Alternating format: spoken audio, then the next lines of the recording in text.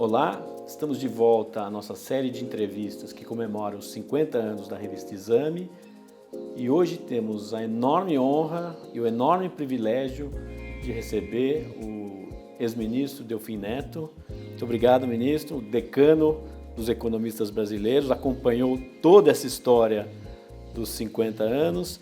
Eu gostaria de começar perguntando para o senhor uma visão panorâmica mesmo sobre esse período. Afinal, fomos bem, fomos mal, onde fomos bem, onde fomos mal, né? Eu tive um grande privilégio, muito obrigado pelo convite, de começar com a Exame. Em 67 é que eu fui para o Ministério da Fazenda e nós fizemos 50 anos no ano passado juntos, de forma que é um grande prazer recebê-los e poder conversar sobre alguns dos nossos problemas. Eu acho que nesses 50 anos o Brasil avançou muito. O Brasil mudou estruturalmente, mudou politicamente. O Brasil tem tudo para voltar a crescer, mas no meio do caminho o Brasil se perdeu. Eu acho que se você pegar um período de 67 a 84, você vê um país crescendo mais do que o mundo. A partir de 84, 85, não é apenas a crise do petróleo, o endividamento que foi feito por conta de você ter que importar petróleo. Eu acho que foi uma mudança realmente de concepção. Você passou a usar o câmbio como um instrumento de controle da inflação e lentamente destruiu a indústria. Você eliminou um dos fatores mais importantes no processo de desenvolvimento, que é a exportação industrial. Você fez também coisas muito brilhantes. Um plano real, por exemplo, é uma pequena joia. O plano real é um plano que vai ficar na história, honrando, na verdade, a competência dos economistas brasileiros. Ele foi um plano que, do ponto de vista da inflação, dominou todos os outros. Não é possível compará-lo. É um sucesso extraordinário. Mas, do ponto de vista do crescimento, foi um fracasso monumental. Quer dizer, o Brasil deixou de crescer e não recuperou o crescimento. A única recuperação do crescimento foi no período do primeiro governo do Lula, quando, na verdade, o desenvolvimento foi muito mais um presente externo do que produto da política econômica brasileira. Quando terminou o presente externo, infelizmente, eu acho que a partir de 2012, a presidente Dilma se perdeu, foi mudando, usando um voluntarismo muito grande, e esse voluntarismo foi produzindo uma desarrumação geral. Aqui eu sempre digo que é preciso fazer justiça. Eu acho que a partir de 2012, quando começou-se a fazer todos aqueles truques contábeis, e começou-se também com algumas aventuras. A primeira foi o controle da taxa de energia, que produziu um desastre monumental, do qual até hoje nós não saímos, mas que é muito interessante, porque logo em seguida ela propôs uma redução da taxa de juros. Também não se deu ao Tombini as condições fiscais para sustentar. Duas medidas, obviamente, absolutamente equivocadas. Mas o que aconteceu com a Dilma? A coisa fantástica é a seguinte: a cada erro da Dilma, a aprovação da Dilma junto à sociedade crescia. A Dilma, com esses dois erros, a aprovação cresceu mais de 12%. De forma que é um pouco injusto culpar a Dilma só do que houve.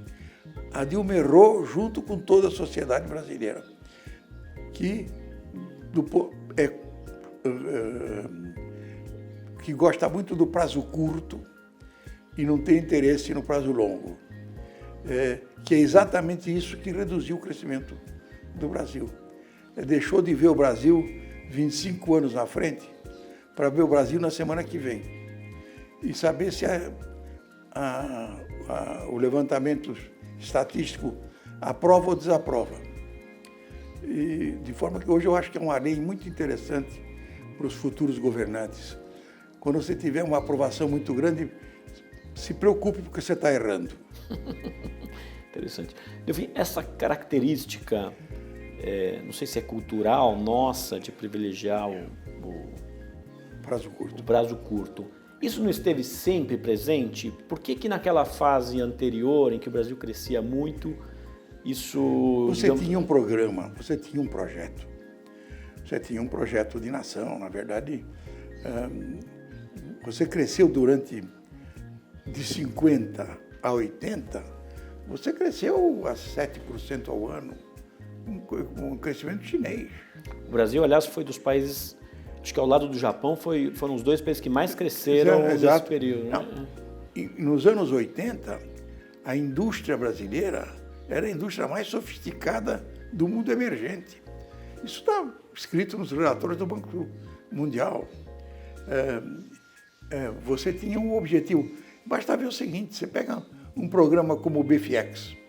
Hoje nós estamos discutindo, saímos do Inovar Alto, estamos indo para o 2030, com dúvidas de toda a natureza. Mas você pega um programa como o BFX. Funcionou. O Brasil transformou numa base exportadora de automóveis, de rádios para automóveis, de motores para automóveis. Tudo isso foi destruído depois, exatamente porque o governo não entendeu o que estava acontecendo. Dando a impressão de que você liberando tudo, era possível realmente construir um país mais eficientemente. Na história não existe nenhum crescimento econômico sem um suporte muito forte de um Estado forte, capaz de regular o mercado.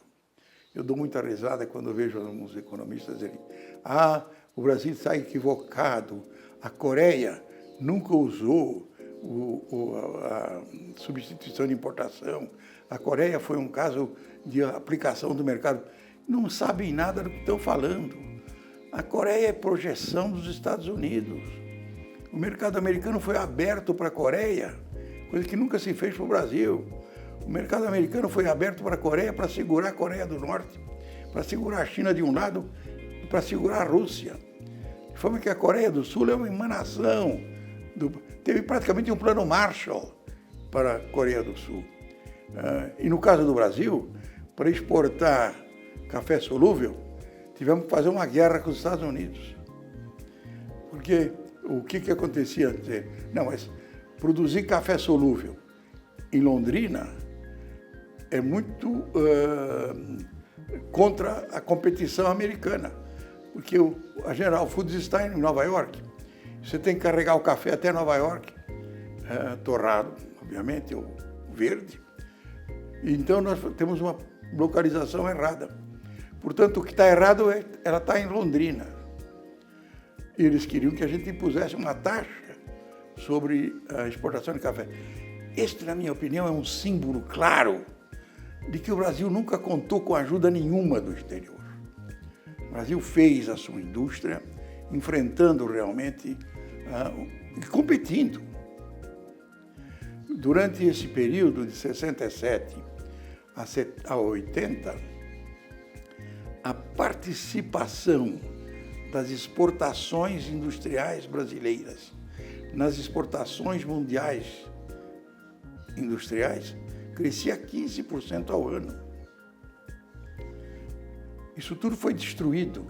A destruição começou, na verdade, e se acelerou com o plano cruzado, quando você, depois de muitos anos, mais de 30 anos, você voltou a congelar o câmbio. Não adianta discutir isso. Os economistas dizem, não, o problema do câmbio não tem importância, não há nenhuma demonstração empírica de que isso seja verdade, mas também não há nenhuma demonstração empírica de que não seja verdade. Aliás, na economia é uma coisa fantástica. Cada vez que um economista afirma uma proposição, você pode ter certeza.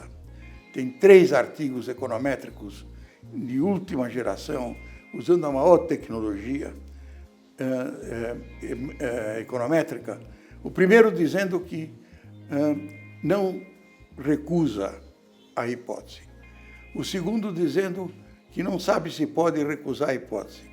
E o terceiro dizendo que pode ou não pode. De forma que... mas eu acho que a história, no caso, é muito mais importante do que a própria econometria. Entendi. Agora, enfim, o exemplo da Dilma mostra que um projeto, que ela também tinha, de certa forma, um projeto, e muita vontade do governo, do Estado forte em apoiar, pode também dar muito errado. Não né? Ele é condição necessária, mas não é suficiente. Não, o que eu acho é o seguinte, aquele não era um sistema para fechar o Brasil, aquele era um sistema que estava abrindo o Brasil. Tanto é verdade que ele começou com uma redução de tarifas. A substituição de importações não era um objetivo em si, era simplesmente um mecanismo pelo qual, à medida em que havia dimensão interna adequada, você começava a produzir, aprendia produzindo, se transformava num produtor eficiente e passava a exportar. Agora, não era simplesmente uma questão de câmbio. Você tinha toda uma estrutura, você tinha um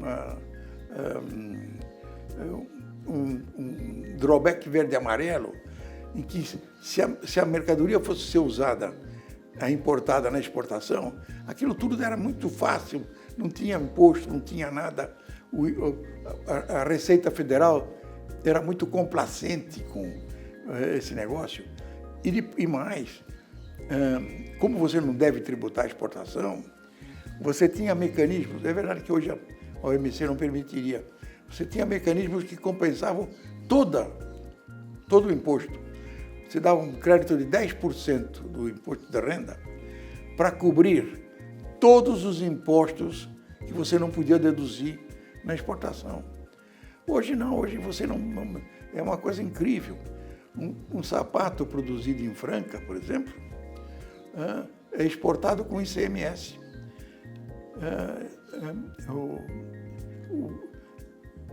Por que você paga imposto? Para que o governo devolva algum serviço. Que esperança tem um alemão que está importando um sapato brasileiro de que o Alckmin vai prestar algum serviço para ele? Nenhum. Quem vai prestar algum serviço para ele, se prestar, vai ser a Merkel. Por isso é que nós não podemos tributar o sapato alemão, o sapato que vai para a Alemanha. Ela é que tem que tributar. Como, aliás, internamente, a tributação tem que ser no destino. Mas eu acho que você perdeu essa ideia de que era possível realmente fazer um projeto de crescimento razoável, sem grandes problemas de má aplicação de recursos. É claro que num processo como esse, você erra e acerta. Mas eu sempre digo, quando você acerta 6 vezes em 10, vale a pena. Enfim, olhando o fim dessa história, falando sobre a indústria, propriamente dita, nós vivemos hoje uma discussão muito aguda sobre a desindustrialização, né? Que caiu muito a participação da indústria. O que o senhor enxerga para frente? A gente tem alguma chance de recuperar esse espaço ou já foi? Eu acho que se nós não recuperarmos esse espaço, nós não vamos conseguir sair de uma economia de renda média. Há uma revolução na indústria. A nossa indústria está antiga, ficou velha. Eu acho que o equipamento deve ter uma vida média de 10, 12 anos, quando, na verdade, você está renovando cada 3 anos a tecnologia. Nós estamos caminhando para a indústria 4.0 e nós devemos estar ainda na 1.5. De forma que... E é uma outra coisa, é uma mudança radical. Não é mais... incremental, né? Não. É uma mudança radical em que, na verdade, até a teoria econômica vai mudar. Porque na teoria econômica o fundamental é que oferta e procura sejam independentes. Porque se não forem independentes, você não determina o preço. Pois bem, Na 4.0, oferta e procura são iguais. Porque é uma ligação direta entre o consumidor e o produtor. De forma que essa ideia de... Você vai ter que construir uma teoria econômica, uma microeconomia nova que vem aí para ser construída, porque é uma mudança radical, é um nível de dimensão diminuiu muito e, infelizmente, a mão de obra precisa ser muito mais qualificada e é muito menor do que o que significa que você tem que diversificar a economia com mais rapidez para poder absorver aquela mão de obra que está sendo transferida das indústrias que estão desaparecendo para as novas que estão crescendo. Isso é um problema muito sério, porque ficou o que as pessoas compreenderam, o que sempre alguns economistas mostraram, é que simplesmente quando você procura vantagens comparativas, no longo prazo elas produzem resultado. No curto prazo, você sacrifica enormemente alguns setores da economia. Você piora dramaticamente a distribuição de renda. O Trump é o resultado do erro dos economistas. O Trump é um produto dos economistas neoliberais. Como assim? Explica melhor. Né? Porque, na verdade, desde 1980, os economistas se convenceram, os políticos, de que o mercado financeiro não era só perfeito, ele ainda satisfazia a moral. Ele respeitava o imperativo categórico do Kant. Ele falou que libera tudo. E quando você liberou tudo, você voltou a repetir em 1929. Ou seja, cada vez que o setor financeiro se apropria do setor real da economia, vai dar confusão. Produz um aumento de concentração de renda, ela vira cada vez mais curto-prazista. Quando um fundo entra numa empresa hoje, os investimentos estão seriamente comprometidos, porque ele quer dividendos a cada 90 dias. A visão deles é, em geral, de curto prazo. Então, o que me parece é o seguinte, a prevalência dessa política de domínio do sistema financeiro sobre o sistema real produziu o mesmo efeito que tinha produzido em 29, uma crise de proporções gigantescas, que nós estamos levando 10 anos para sair dela, agora que estamos começando a sair dela, com uma coisa muito importante, com não só uma péssima distribuição de renda, mas como, na verdade, uma redução dramática da participação do trabalho na renda nacional. Eu estou com muita esperança agora de que, com erros ou não, você vai ter uma mudança nessa direção. Ela é sensível nos Estados Unidos já, onde a inflação começa a dar uns primeiros sinais, mas ela é mais sensível na Alemanha, que é o sistema mais inteligente do mundo, onde, na verdade, oferta, mão de obra e capital não se opõem. Eles discutem como distribuir o produto. Você tem uma longa tradição de manter o trabalhador, através de sindicatos muito eficientes e através também de um pessoal mais preparado, ao par dos problemas da empresa. Quer dizer, você tem consciência de que capital e trabalho colaboram. Capital sozinho não vale nada, trabalho sozinho tem muita dificuldade de produzir. Quando eu junto os dois, aumenta a produtividade. É natural, portanto, que a gente procure como é que nós vamos distribuir esse excedente produtivo entre o trabalho e o capital. A Alemanha encontrou um mecanismo muito mais eficiente. Empresas com mais de 5 empregados têm um representante no conselho. Quando é maior, tem mais representantes. Ou seja, no começo do ano, senta de um lado empresário, trabalhadores, do outro lado empresários, põe a planilha na mesa e diz, olha aqui, vai acontecer isto, isto e isto. Se você quiser muito salário, não tem exportação, portanto, vai ter desemprego. Agora, se eu quiser todo o lucro, não vai ter demanda, eu vou fechar.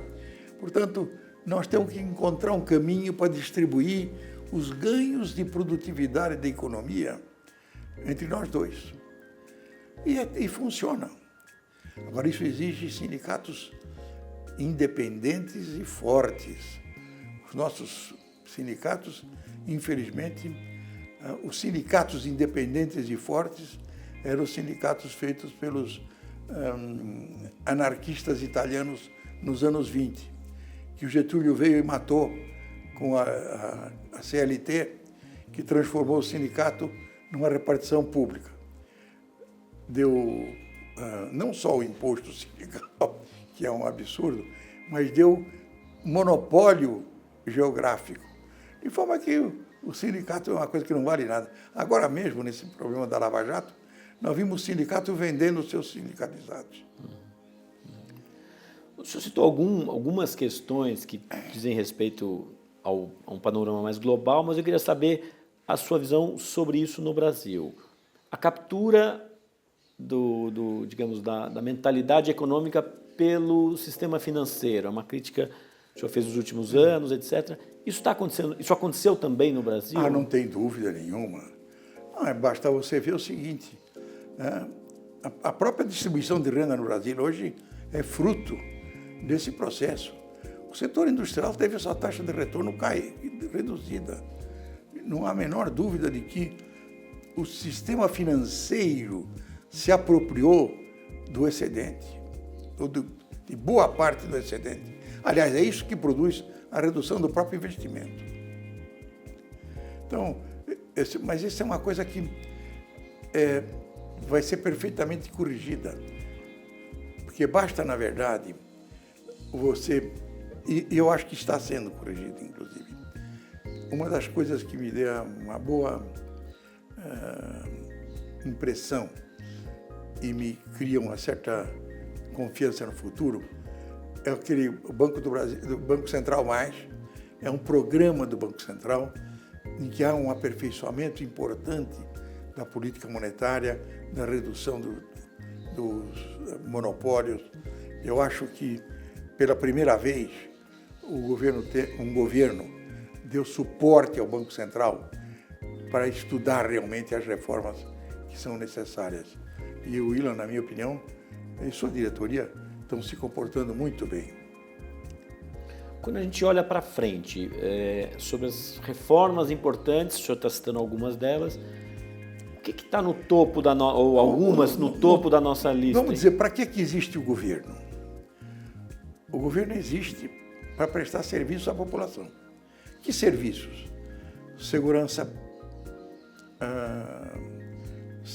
educação, saúde, habitação, saneamento, que são 5, e transporte urbano.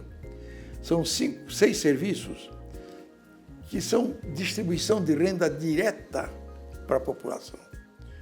Quando eu tenho um metrô funcionando bem, eu estou, na verdade, transferindo o bem-estar para a população. Quando eu estou com um serviço de saneamento bem feito e rápido e crescendo, eu estou dando para as crianças um sistema de água muito mais saudável, ela vai aprender mais, quer dizer, esse é um sistema que... Vai ficar menos doente. Menos doente e vai estar mais ágil, vai aprender mais. Você tem um sistema que se auto-estimula. Por que isso não pode ser resolvido no Brasil hoje? Não é porque a taxa, você extrai da população pouca receita. Você está extraindo 35%, 34% da receita. É que tem alguma receita fora da base. Qual é a grande receita fora de base? É a remuneração da alta administração estatal e da aposentadoria. É uma coisa tão elementar. Basta você ver o seguinte: se você compara o INSS, que tem 30 milhões de usuários, com o sistema público, que tem menos de 1 milhão de usuários, você encontra coisas fantásticas. Você pegar a comunidade de medida, o salário médio do INSS, que é em torno de 1.200, 1.300, o máximo é 5.400, e comparar, digamos, com os salários da alta burocracia não eleita, porque é disto que se trata, é da alta burocracia não eleita, que entra por concurso e depois é promovido pela política. Você vai ver o seguinte, a relação entre o salário médio do INSS e o salário médio do legislativo é 1 para 23. Ou seja, um aposentado no setor legislativo ganha no mês o que um trabalhador leva 2 anos para receber. Então, não precisa explicar mais nada, é só dizer isso. Aonde é que vai o dinheiro? O dinheiro vai para a alta burocracia não eleita. Esta que é a verdade. E por que não saiu a reforma da Previdência? Porque os únicos que seriam atingidos realmente é a alta burocracia não eleita, que é quem detém o poder no Brasil. Olhando para frente, nós temos eleições esse ano. Alguma esperança de mudar? Eu acho que nós temos que... A minha esperança é de que houve nesses 1 ano e pouco, já tinha começado no governo da Dilma, um esclarecimento crescente sobre onde é que está a dificuldade. Para eu poder atender a distribuição de renda através de serviços, eu preciso usar o melhor os recursos que eu tomo da sociedade. Onde há um exagero é nos salários e previdência. E é aqui que eu tenho que agir. Então, a nossa esperança é que os candidatos tenham a coragem de ir ao quadro negro e mostrar para o eleitor aonde é que tem que ser o negócio. Não é em cima de quem ganha salário mínimo, de quem ganha 3 salários mínimos, de quem ganha 5 salários mínimos. Não é em cima, não é aí. Na verdade, a reforma que tinha sido proposta para o Temer praticamente não atingia ninguém nesse nível. Ela só atinge, na verdade, como eu disse, a casta de funcionarismo não eleito. Então esse eu acho que tem que ser... Também, se ele não fizer... Aliás, uma coisa, se você me permitir voltar 1 minuto atrás, eu nunca entendi como é que as pessoas que pensam que vão ser eleitas não ajudaram o Temer a aprovar a Previdência. Porque eles vão ter que fazê-lo. Até 2020 vai ter que fazer. Então, era possível empurrar em cima do Temer toda essa dificuldade. E depois ganhou a eleição, não tem. Hoje não.